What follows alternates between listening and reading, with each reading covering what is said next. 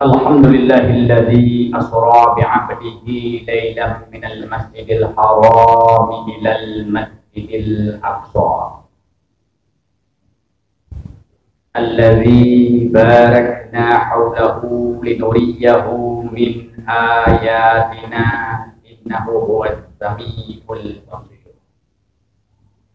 Allahumma salli ala sayyidina Muhammad wa ala alihi wa ashabihi ajma'in.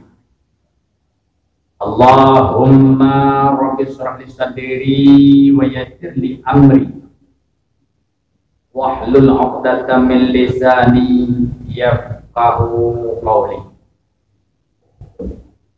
Setelah kita memuji Allah dan berselawat kepada baginda Rasulullah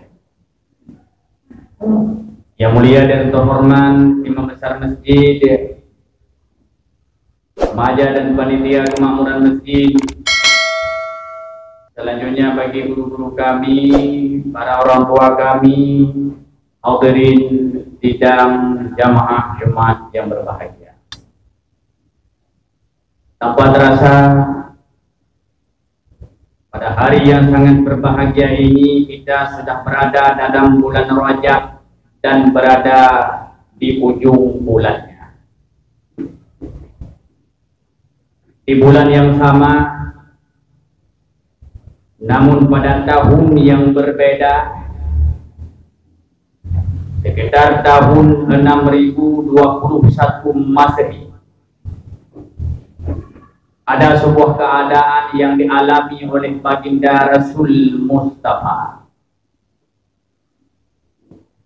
sehingga menjadi catatan sejarah pula jadi mu'jizah bagi kita bersama. Di mana pada bulan yang sama, hanya tahun yang berbeda, Rasulullah Shallallahu Alaihi Wasallam pernah mengalami masa-masa sulit, tahun yang penuh dengan duka cita, tahun yang disebut dengan Amul Huzni, itulah tahun-tahun kesedihan, di mana cobaan demi cobaan yang dilalui oleh baginda Rasul Mustafa, di mana pada bulan tersebut juga pada tahun tersebut keadaan kota Mekah dalam keadaan mencekam, manusia dalam keadaan kejahilan. Apa yang disampaikan oleh Rasul diejek, yang dakwah oleh Nabi dicaci, kebenaran-kebenaran yang keluar dari lisannya balasan dengan makian, cacian dan sebagainya. Bukan hanya sekedar demikian, keadaan negara yang tidak memungkinkan, kekuatan politik pada tangan Abu Jahal dan Abu Lahab, sahabat-sahabat dibunuh, orang-orang Islam didawat, Rasul baginda Mustafa dijari. Keadaan yang mencekam begitu rupa ditambah dengan kesulitan ekonomi, keadaan ekonomi diembargo. Jikalau ada sahabat Nabi di seberang sana, maka keadaan ekonomi, makanan dan sebagainya diembargo, ditahan, supaya para sahabat di sana mati dalam keadaan kelaparan. Kemudian pada tahun yang sama pula, orang-orang yang dicinta oleh baginda Rasul Mustafa menghadap Allah yang Maha Kuasa. Nasidrawinam tempat diperahai Nabi, orang yang membantu perjuangan dan pengorbanan baginda Rasul, hartanya habis di jalan Allah yang Maha Kuasa.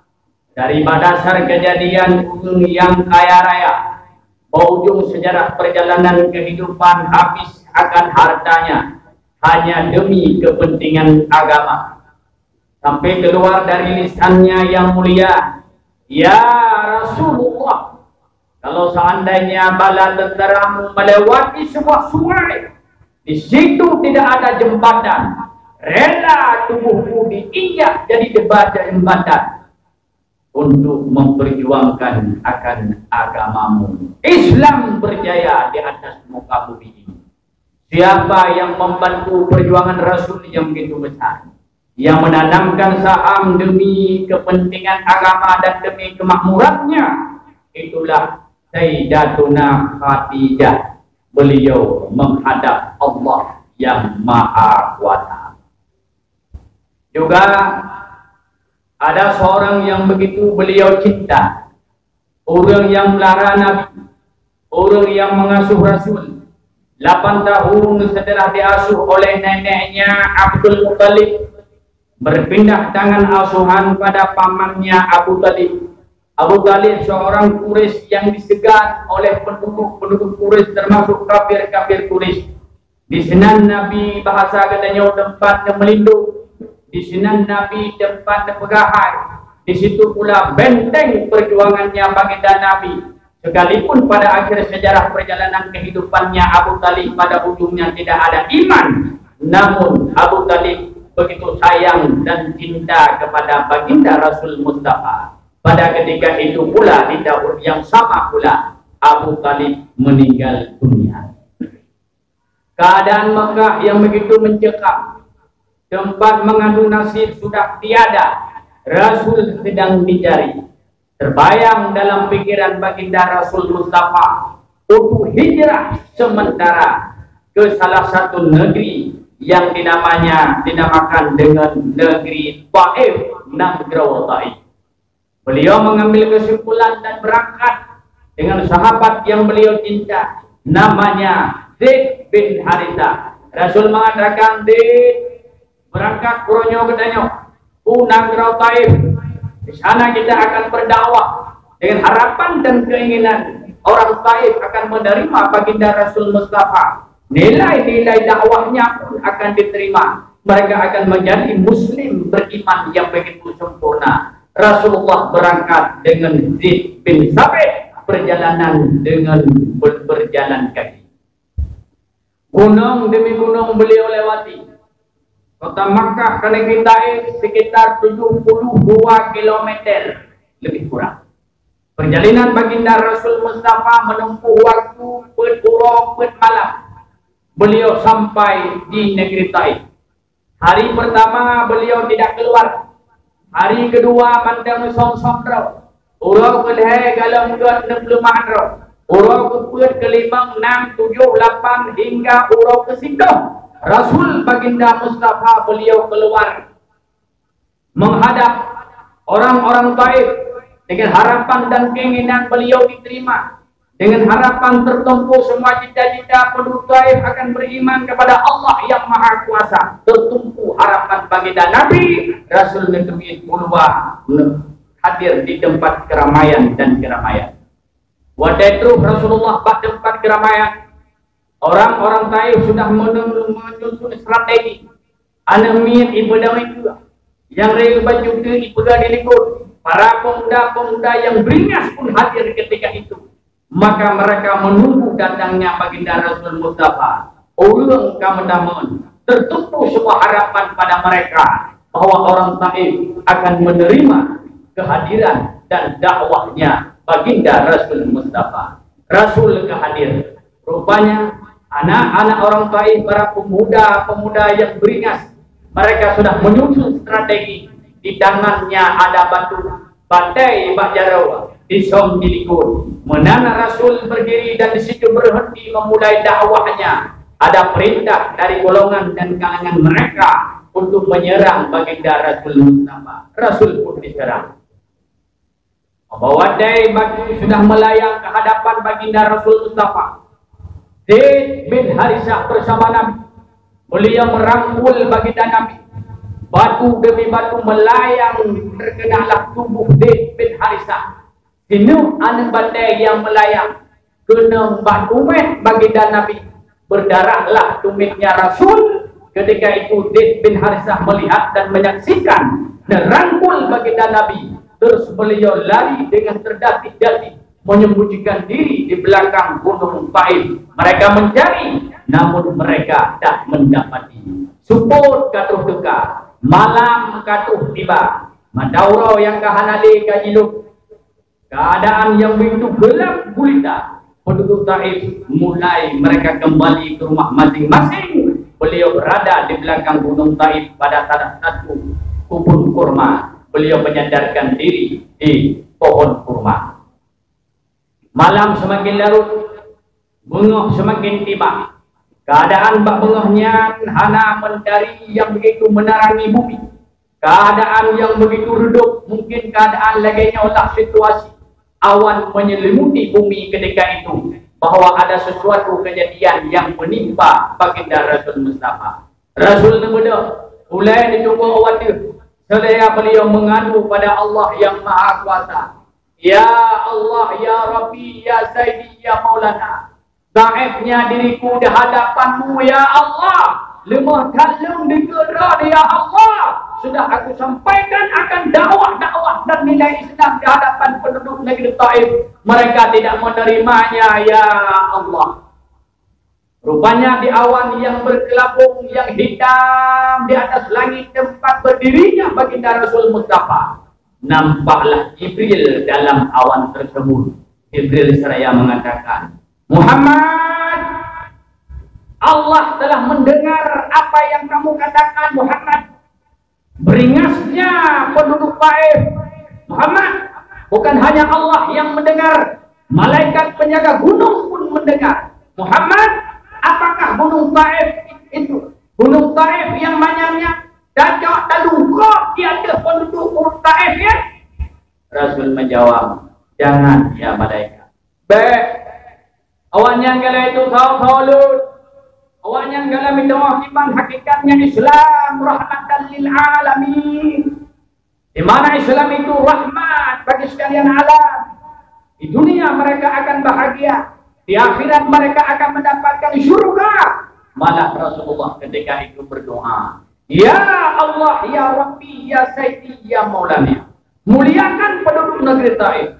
Lahirkan dalam sulbi orang Taif duriat-duriat mereka, keturunan-keturunan mereka, orang yang cinta kepada Allah, orang yang cinta kepada baginda Rasulullah, orang yang cinta ke masjid, orang yang cinta demi agama, orang yang akan memakmurkan Islam di atas muka bumi ini.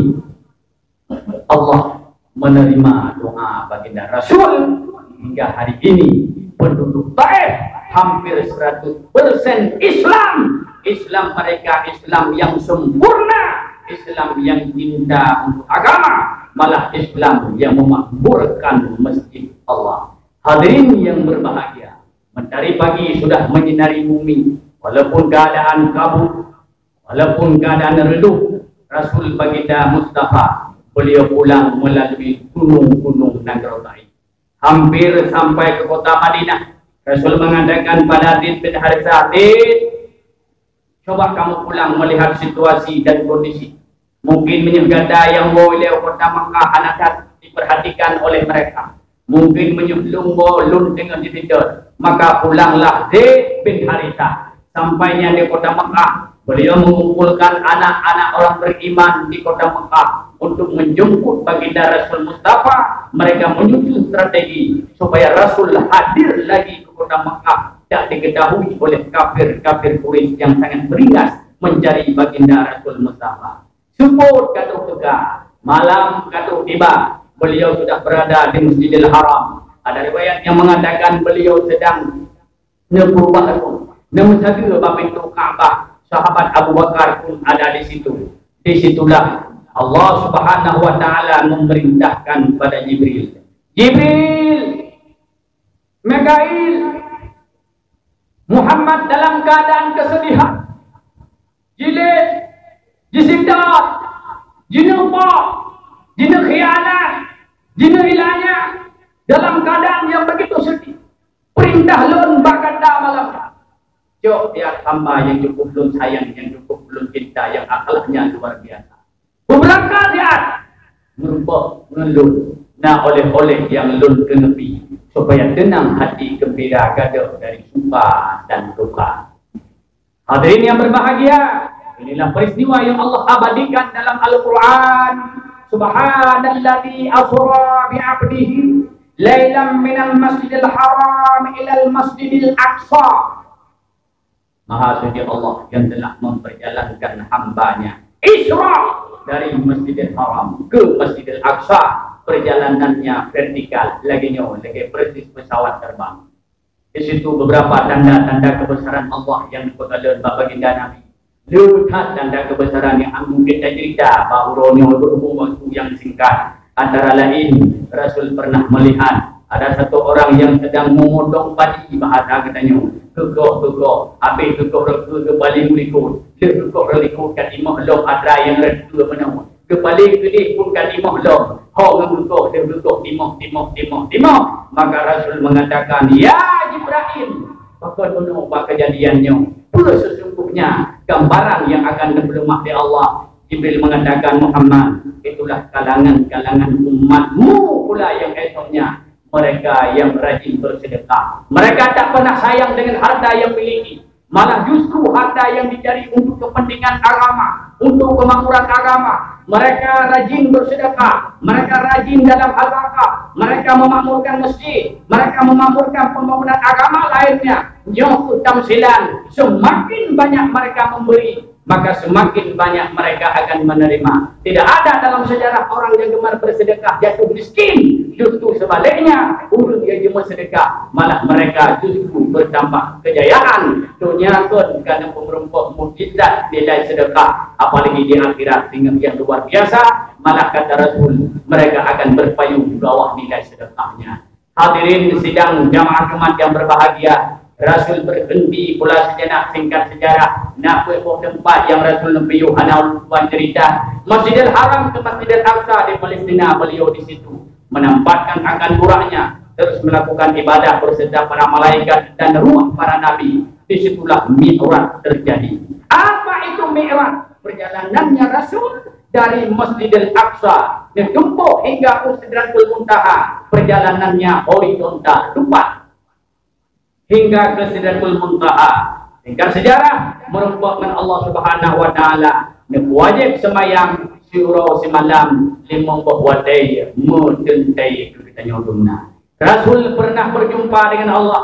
Rasul pernah berkomunikasi dengan Allah hingga Rasul mengatakan, ya Allah, ini hari aku sangat senang berjumpa denganmu. Akankah umatku nanti akan berjumpa denganmu ya Allah? Muhammad kata abang malamnya udah merupakan. Akan tetapi umat kata esoknya kan laganya malah di pura tiap sana syuro semalam akan berjumpa denganku 5 kali 5 itu pokok. Makanya semayang syuro 5 wadai bener. Itu sebuah kewajiban. Hadirin yang berbahagia, ibadah salat ibadah istimewa dibandingkan dengan ibadah-ibadah yang lain. Ibadah yang lain berupa turun wahyu. Ya ayyuhalladzina amanu kutiba alaikumusiyam. Allah menyebut wahyu. Wajib ibadah Ramadan. Tetapi ibadah salat langsung Rasulullah berjumpa dengan Allah Subhanahu wa taala menerima ini ibadah istimewa. Dan ini ibadah penting. Kebukti ibadah salat adalah ibadah penting ketika Rasul menjelang ajalnya tiba. Sakit katuh teka kedua baginda Rasul Mustafa. Hadis yang sahih keluar dari lisannya yang mulia. As-salah, as-salah, as-salah. Umat lu semayang. Pentingkan ibadah salat. Kenapa? Orang yang meninggalkan salat ada 2 akibat yang besar. Pertama, tentang statusnya. Status masalah ulun ubah semayang beda pendapat ulama. Yang pasti ubah semayang hukumnya dosa. Ada juga perbuatan-perbuatan lain yang dosa.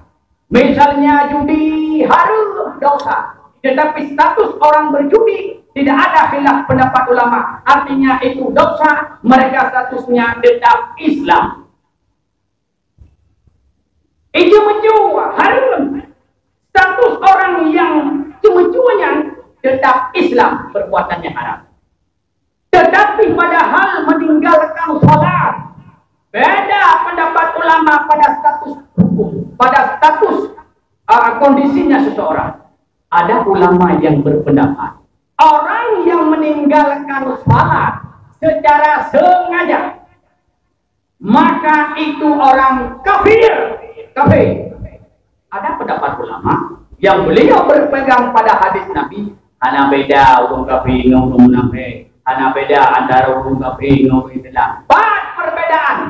Hanya bak meninggalkan salat. Nah semayang Islam, hana semayang kafir toleh. Itu ada. Sehingga ulama ada yang menafsirkan akan makna hadis tersebut, berpendapat ada nama dan semayang. Sengaja aku bak semayang yang kafir. Mate hana wajib semayang. Hana wajib semayang, hana wajib berapa. Imam Asy-Syafi'i dalam pendapat pula, Rafi dan Imam Asy-Syafi'i dalam mazhabnya naringan baju. Baru dia kafe kubah semayang ingkar wajib semayang. Katro wadem ke ikun hai lupu ya semayang mungkin hana wajib belum semayang. Jangan kotan kafe.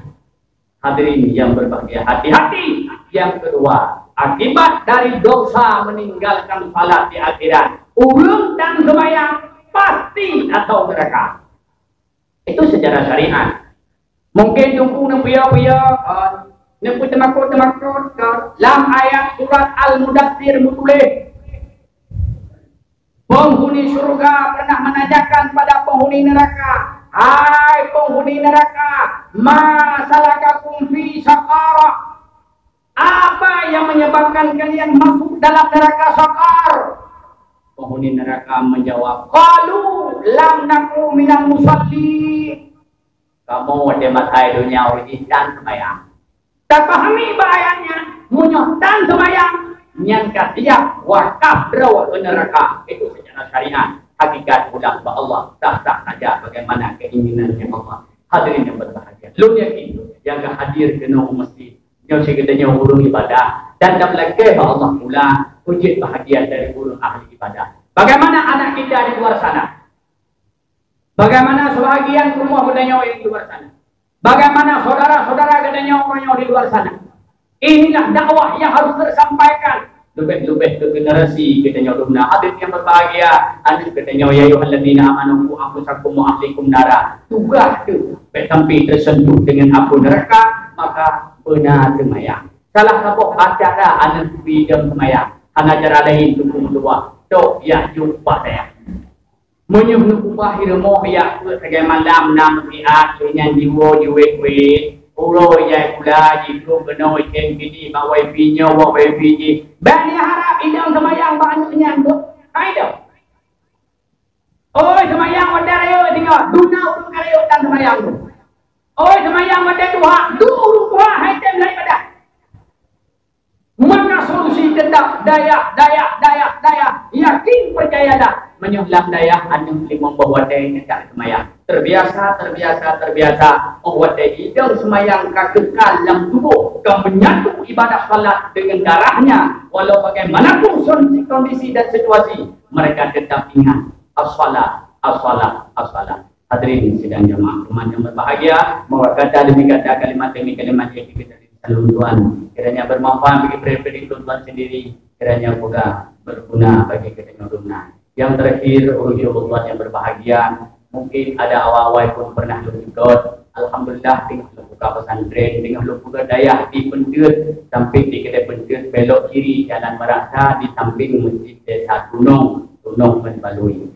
Alhamdulillah sudah pembebasan tanah tahap 2, tahap 3 sudah selesai. Mungkin Ramadan yang dulu ikut pernah dulu pegah di sini. Kementuan sudah selesai.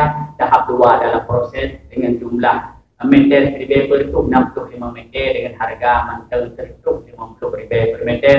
Kalau ada ingin yang berwakaf, insyaAllah mantelnya kesempatan. Atau ada ingin yang bersedekah, yang punya kesempatan. Alhamdulillah kalau buka santri mondok mulai barau.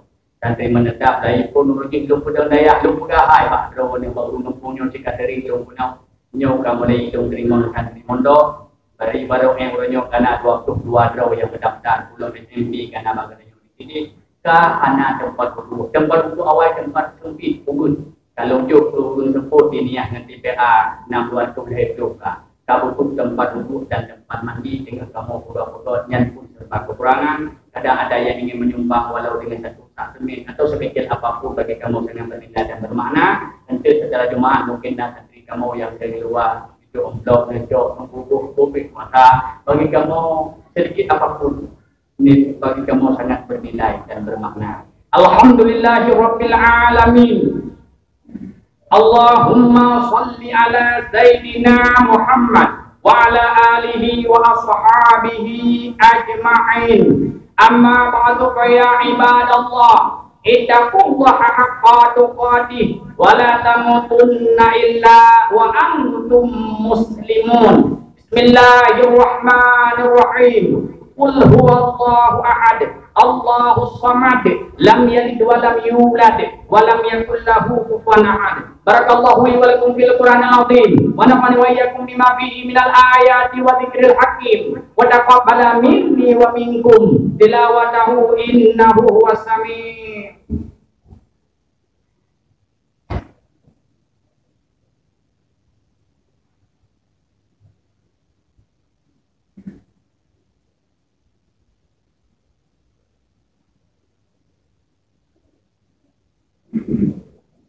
Alhamdulillahi Rabbil Alamin.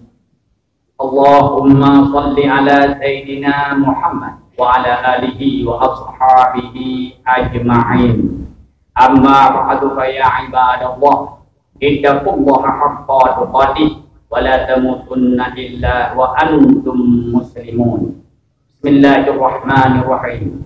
Subhanalladzi asra bi'abdihi laylan minal masjidil haram ilal masjidil aqsa alladzi barakna hawlahu linuriyahu min ayatina innahu huwas samiul basir. Allahumma ighfir lil muslimina wal muslimat wal mu'minina wal mu'minat bi rahmatika ya arhamar rahimin. Rabbana atina fid dunya hasanah wa fil akhirati hasanah wa qina adzabannar. Walhamdulillahi rabbil alamin.